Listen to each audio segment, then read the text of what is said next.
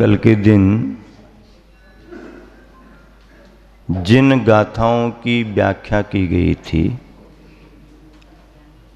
उनका पहले पद्यानुवाद पढ़ेंगे, फिर आगे की बात। पद्यानुवाद 39-40 दोनों मिलके पढ़ेंगे। मिथ्या तो रागमय भाव विभाव सारी, यो जान ज्ञान इनको जड़ से निकारी। हो प्रत्याख्यान फलतः निज ज्ञान प्यारा, मेरा उसे नमन हो सत कोटि बारा। मेरी न वस्तु यह है जब जान लेता, जैसा कि सज्जन उसे झट त्याग देता। रागादि भाव पर है पर से न नाता, ऐसा पेछान मुनि भी उनको हटाता।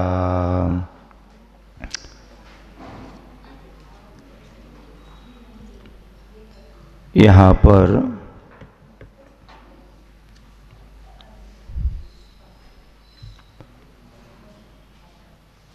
आत्म स्वरूप की चर्चा इस गाथा में की जा रही है।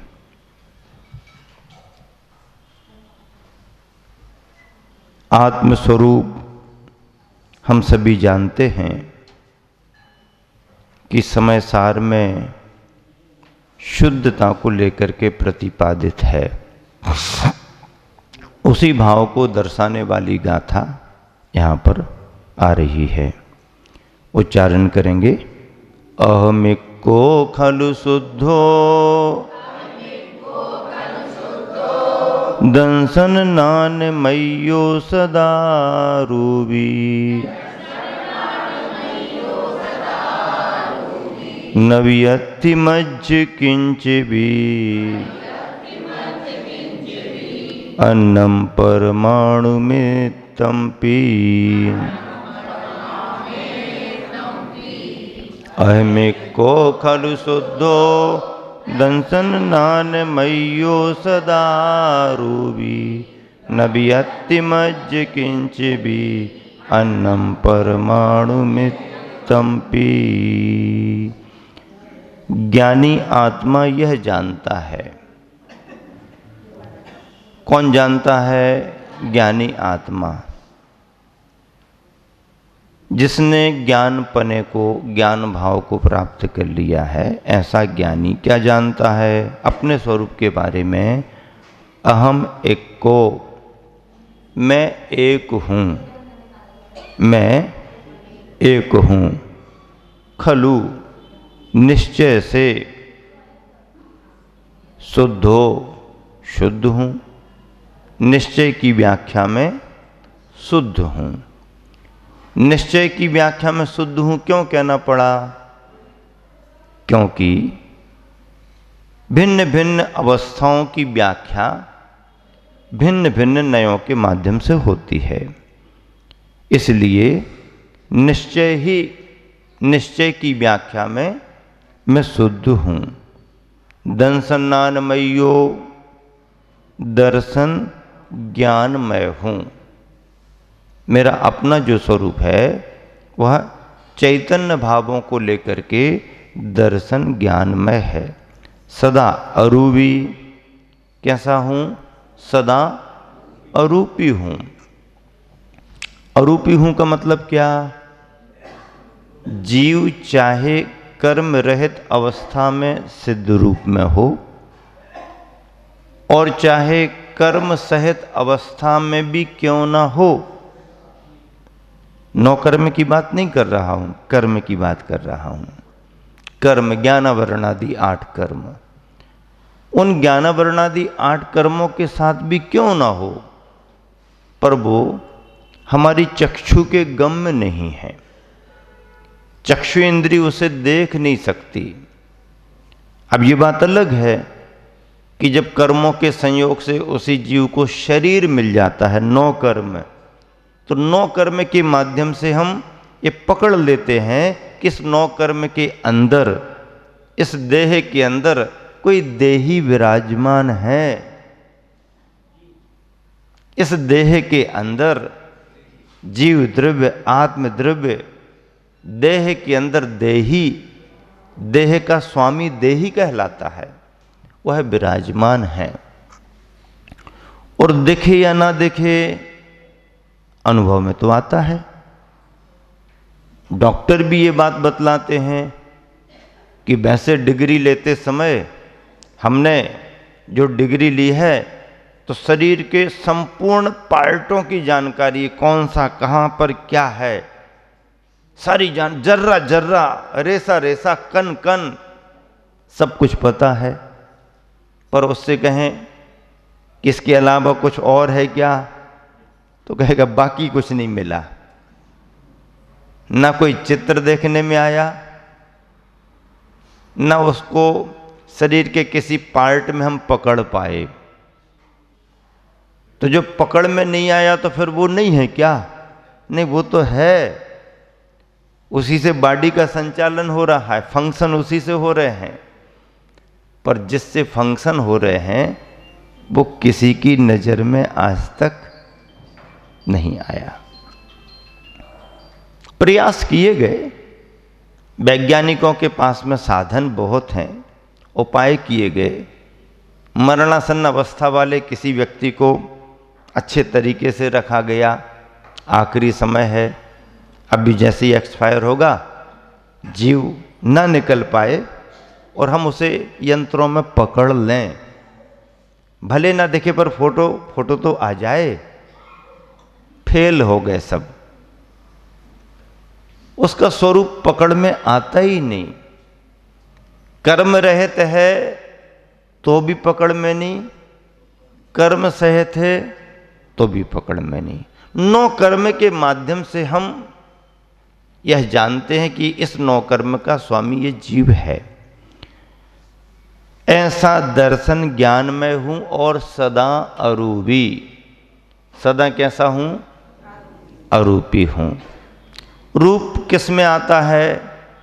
रूप किसका धर्म है? किसका धर्म है रूप? स्पर्श रस गंध वर्ण किसका धर्म है? पुद्गल का धर्म है। स्पर्श रस गंध और वर्ण जो भी हमें मिलेंगे वो केवल पुद्गल में मिलेंगे,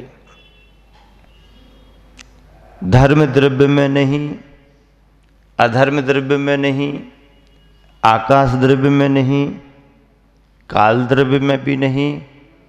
और यदि जीव 9 कर्म सहित नहीं है, कर्म सहित नहीं है, तो जीव द्रव्य में भी स्पर्श रस गंध वर्ण उसके स्वभाव से है ही नहीं।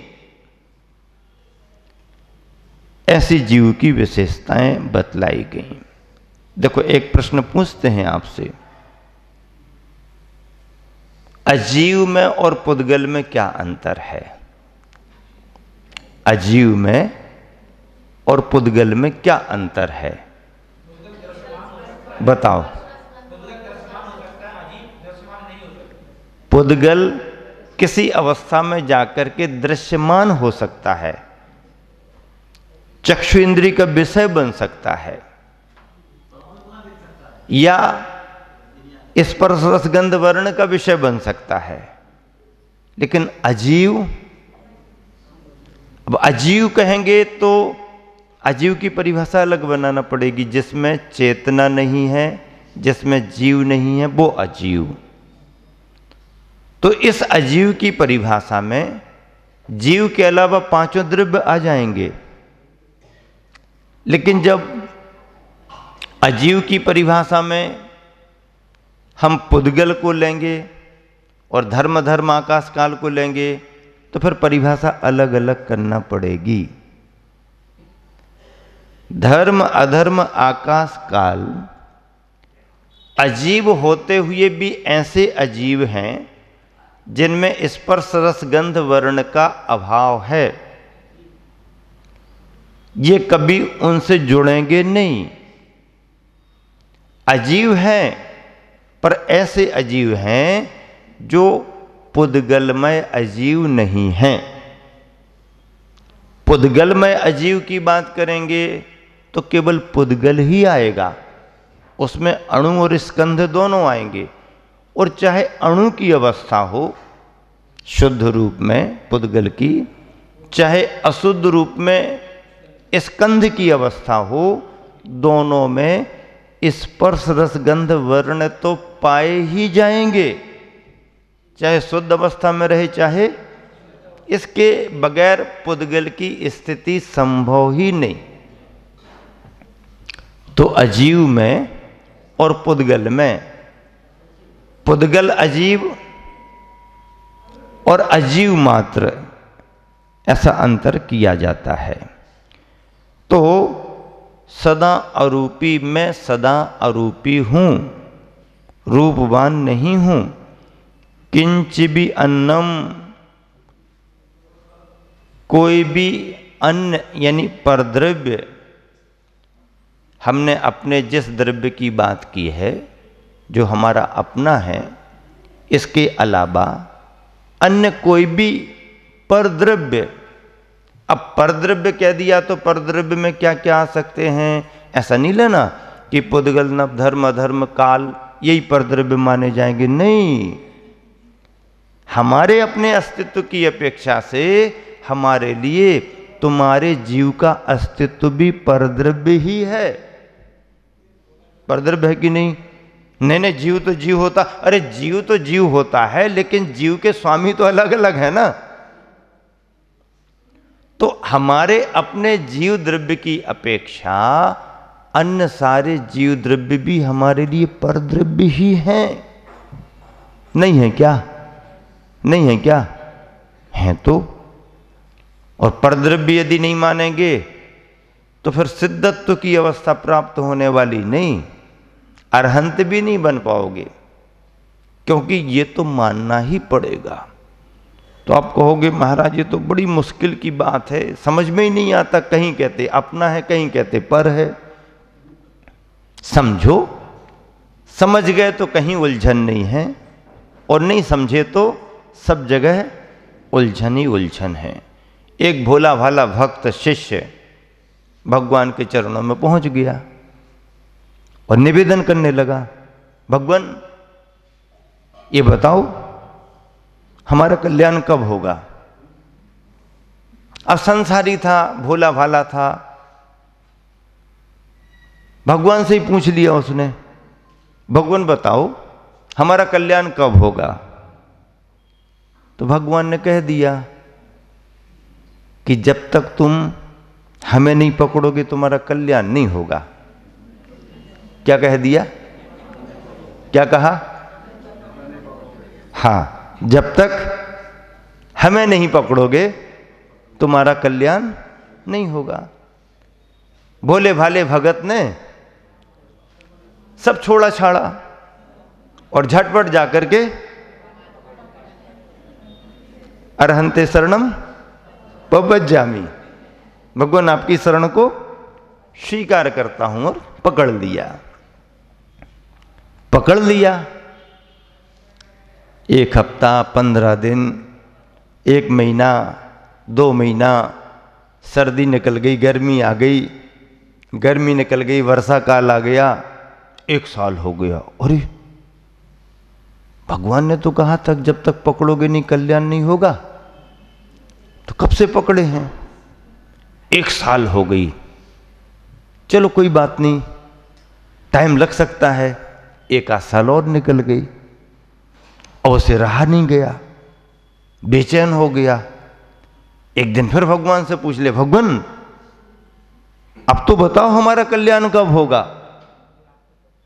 तो भगवान कहने लगे जब तक हमें नहीं छोड़ोगे कल्याण नहीं होगा। अब तो सिर घूम गया उसका, भाई मामला क्या है? सिर घूम गया, मामला क्या है? सब गड़बड़ हो गया। एक तो आपने पहले तो कहा था जब तक पकड़ोगे नहीं कल्याण नहीं होगा, और आज आप कह रहे हो कि जब तक छोड़ोगे नहीं कल्याण नहीं होगा, तो हमको अधर्म में रखना चाहते क्या? अब एक बात तो बताओ कि कब कल्याण होगा। तो भगवान ने यही कहा कि बात तो एक ही है, पर समझने की जरूरत है। क्या कहना चाहते हो भगवान आप? भगवान ने कहा कि हम ये कहना चाहते हैं कि देखो, कल्याण करने के लिए सबसे पहले आरंभ सारंभ में लगे हुए संसारी गृहस्थ को ये सब छोड़ करके देव शास्त्र गुरु की शरण में आना पड़ता है। प्रभु की शरण को स्वीकार करना पड़ता है, प्रभु की भक्ति में लीन होना पड़ता है, उनके गुणों का स्मरण करना पड़ता है। और जब इसमें वो परिपक्व हो जाता है तो फिर उनसे भी हट करके अपने में लीन होना पड़ता है, अपने में रमना पड़ता है, अपने में ही जमना पड़ता है। अच्छा ऐसा है क्या? हाँ, ये अनेकांतमय जैन दर्शन है जो दुनिया में सारे दर्शनों में श्रेष्ठता प्राप्त करता है। दुनिया के सारे दर्शनों में श्रेष्ठता प्राप्त केवल इसलिए की है कि इसके पास में अनेकांत का सिद्धांत है। बात सच है कि संसार को छोड़ने के लिए हमें भगवान को पकड़ना पड़ेगा। संसार को छोड़ने के लिए हमें भगवान को पकड़ना पड़ेगा, और अपने को पकड़ने के लिए हमें भगवान को भी छोड़ देना पड़ेगा। यही समय सार है। समय सार केवल भगवान को छोड़ने की बात नहीं करता। समय सार भगवान को पकड़ने की भी बात करता है। यदि आपने प्रथमतया व्यवहारिक भूमिका में देव शास्त्र गुरु को व्यवहार की मान्यता से अपना नहीं माना, परम प्रयोजनी तत्व को पाने के लिए उन्हें माध्यम नहीं बनाया, तो पंच परमेष्टि की स्तुति करे बगैर, शुभ भाव शुभोपयोग के बगैर राग द्वेष से निवृत्ति कभी हो ही नहीं सकती। टीकाकार आचार्य महाराजों ने लिखा है कि राग द्वेष की प्रवृत्ति से बचने के लिए शुभोपयोग में हमें रमना पड़ता है। राग द्वेष से बचने के लिए शुभोपयोग माध्यम है, लेकिन शुभोपयोग ही हमारा उपादेय नहीं है। अपने में रमने जमने के लिए फिर शुभोपयोग से भी बच करके शुद्धोपयोग में आना पड़ता है। यही व्यवहार और निश्चय को साधने का मार्ग है।